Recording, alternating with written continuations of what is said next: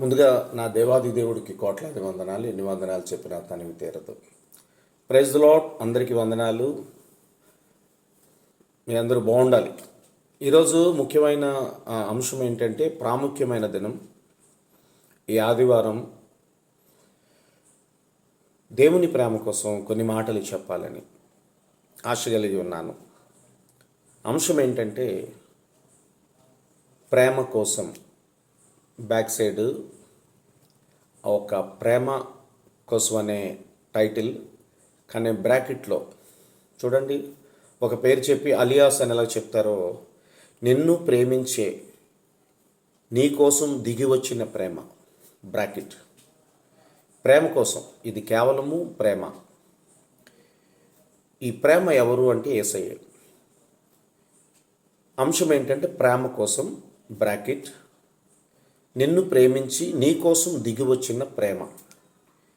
ఈ ప్రేమ కోసం ప్రతి ఒక్కరూ తెలుసుకోవాలి. మనుషుల ప్రేమ ఎన్ని రోజులు ఉంటుంది ఒకసారి ఆలోచించండి. నాన్న ప్రేమ, అమ్మ ప్రేమ, అన్నయ్య ప్రేమ, తమ్ముడు ప్రేమ, అక్క ప్రేమ, చెల్లి ప్రేమ, కుటుంబంలో వీళ్ళే. కుటుంబం అంతా వీళ్ళే. నాన్న, అమ్మ, అన్నయ్య, తమ్ముడు, అక్క, చెల్లి. వీళ్ళకి తల్లిదండ్రులు కన్నవారు, పెద్దవారు ఉన్నారు.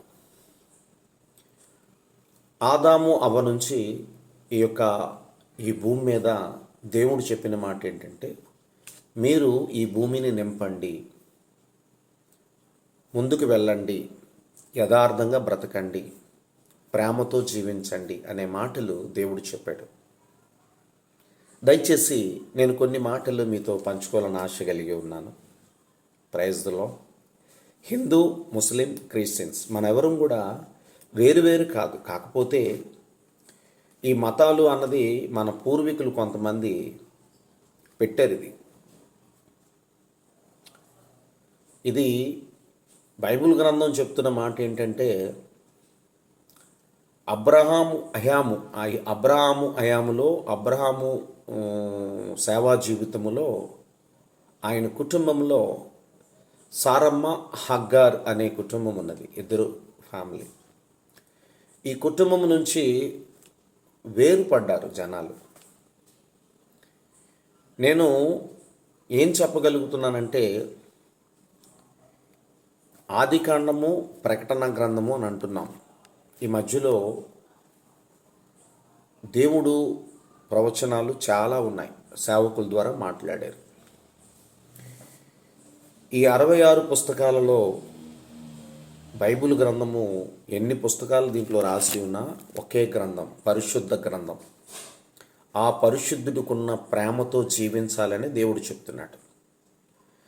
నేను ఈ వీడియో తర్వాత కొన్ని వీడియోలు ప్రేమ కోసం చేయాలని ఆశ కలిగి ఉన్నాను. ప్రతి ఒక్కరు వినండి. ఆనాడు నుంచి ఈనాడు వరకు ప్రేమ లేని ప్రతి ఒక్కడు కూడా వ్యర్థుడు. ఇక్కడ నేను చెప్తున్నది ఏంటంటే, 1 కొరింథీయులు 13వ అధ్యాయము 2వ వచనంలో మనం మంచి మాట చూస్తే, ప్రేమ లేనివాడినైతే నేను వ్యర్థుడను. ఎందుకు వ్యర్థుడు అనే మాట అన్నాడంటే, నిన్ను నన్ను ప్రేమించేవాడున్నాడు. ఆయన మాట విని ఆయన మార్గంలో నడుచుకెళ్ళి కులమతాలు లేకుండా అందరినీ ప్రేమించే మనసుతో ఉంటే నీవు పరలోకానికి చెందిన కుమారుడివి, కుమార్తెవి. నువ్వు యేసయ్యకి కుమారుడివి, కుమార్తెవి అని బైబిల్ గ్రంథం చెప్తుంది. మీరు ఏ గ్రంథములో అయినా ప్రేమ చాలా శ్రేష్టమైనది. ఈ ప్రేమ పవిత్రమైనది. ఈ ప్రేమ యథార్థమైనది. ఈ ప్రేమ ఎవరికి అన్యాయం చేసేది కాదు. మన గ్రంథాల్లో దేవుడు పరిశుద్ధుడిగా ఉన్నాడు, పాపము లేనివాడిగా ఉన్నాడు.